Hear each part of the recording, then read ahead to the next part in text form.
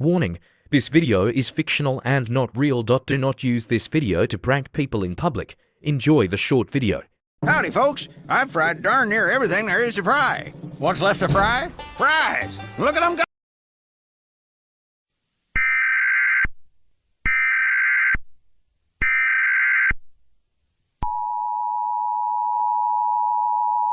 This message is being broadcast by the Federal Bureau of Investigation. A humanoid anomaly has been spotted last night at around 3 a.m. If you see this creature, do not go near it and run away immediately. Night travels will be cancelled starting at 3 a.m. to 5 a.m. You can only travel when it's around 7 at night and 8 at the morning. Dial the FBI if you spot this creature. Do not attempt to attack the creature. The creature is holding a bat. Lock all doors and windows. Hide in a safe shelter and save up 5 amount of food, electricity and water. Stay tuned for more information or call us through landline. This is what the creature looks like.